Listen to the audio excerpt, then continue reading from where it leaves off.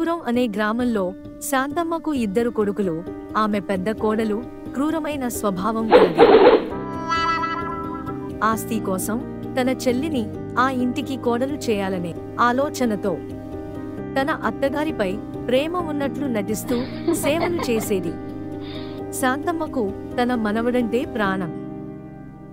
అలా శాంతమ్మ ఒకరోజు తీర్థయాత్రల కోసం ప్రయాణం అవుతుంది.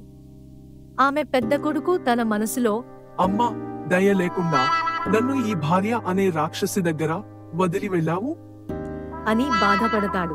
ఆ మరుసటి రోజు ఉదయం శాంతమ్మ చిన్న కొడుకు రవి ఒక అమ్మాయిని పెళ్లి చేసుకుని ఇంటికి వస్తాడు. చిన్ను తన బాబాయిని చూసి ఆనందపడి, హాయ్, బాబాయ్ వచ్చాడు.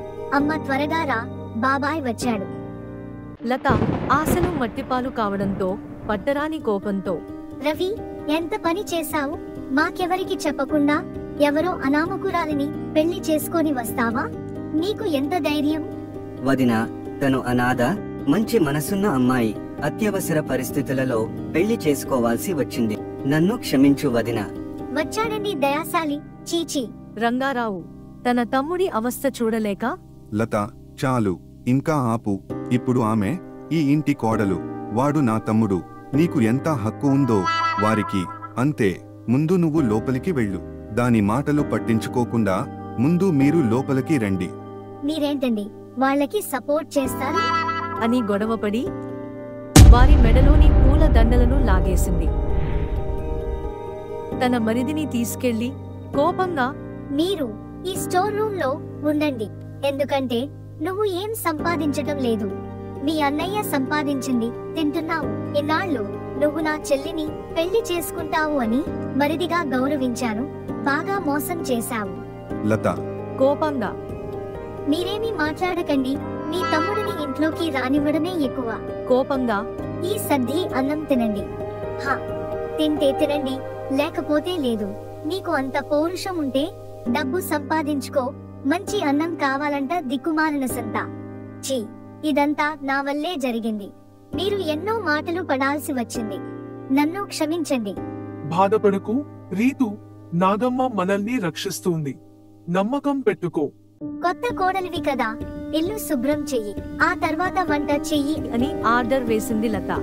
మరిది గారు, కట్టెలు కొట్టండి, వంట చేయడానికి కావాలి, గ్యాస్ అయిపోయింది. పగ పెంచుకున్న లత తన మరిదితో బొడ్డు చాకరీ చేయిస్తుంది.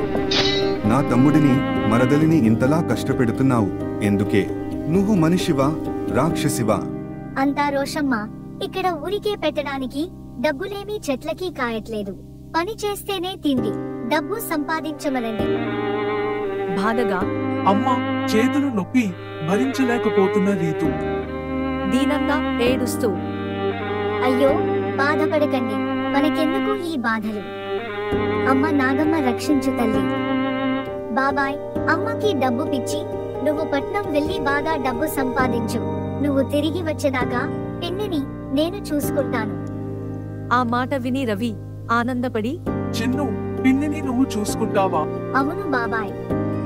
నీదంతా మంచి మనసురా అని దగ్గరికి తీసుకుంటారు. మీరు నన్ను వదిలి వెళ్ళకండి, నన్ను కూడా మీతో తీసుకువెళ్ళండి అని బాధపడుతుంది. లేదు, నాకు అక్కడ సదుపాయం లేదు. సిటీకి వెళ్ళి డబ్బు సంపాదించి వదిన నోరు ముగిస్తాను. త్వరగా వస్తాను, జాగ్రత్త రీతు అని రవి సిటీకి వెళ్తాడు. ఆ రోజు రాత్రి కోపంగా, ఏ, నీ భర్త సిటీకి వెళ్తే నువ్వెందుకు ఇంకా ఇక్కడ ఉన్నావు? వెళ్ళిపోవే. బాధగా, అక్క, నేను అనాథను, ఎక్కడికి వెళ్ళను. ఆయన డబ్బు కోసమే వెళ్ళాడు. నీ కాళ్ళు పట్టుకుంటాను అని వేడుకుంది. లత పొగరుతో దయ లేకుండా రీతుని తన కాళ్లతో తంతుంది. రీతు కొంత దూరంలో పడుతుంది. రంగారావు పట్టరాని కోపంతో లతను చెంపదెబ్బ కొడతాడు. బాధతో కూడిన తల పొగరుతో, నన్నే కొడతారా? నీకు ఎంత పొగరు? ఆ దిక్కులేని దానికోసం. ఏయ్, నువ్వు లోపలికి వెళ్ళకపోతే కొట్టడం కాదే, చంపుతాను, రాక్షసి. నీకు సంతోషమా తల్లి? వచ్చి మా భార్యాభర్తల మధ్య గొడవలు పెట్టావు, నా కొడుకును దూరం చేశావు. ఇలాంటి బతికే బదులు నువ్వు చనిపోతే పీడ వదులుతుంది అని ఏడుస్తూ లోపలికి వెళుతుంది. చూడమ్మా, ఆ రాక్షసి మాటలు పట్టించుకోకు, లోపలికి వెళ్ళు. చేశావు. ఇలాంటి బతికే బదులు నువ్వు చనిపోతే పీడ వదులుతుంది.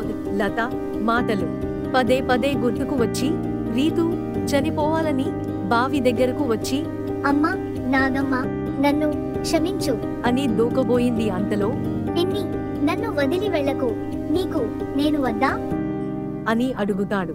చిన్ను, నాకు నువ్వు కావాలి బాబు, అయితే లోపలికి పో పిన్ని. చిన్ను రూపంలో వచ్చి నాగమ్మ రీతుని రక్షించింది. మరిన్ని నీతి కథల కోసం మా ఛానల్ ని సబ్స్క్రైబ్ చేసుకోండి. Thanks for watching.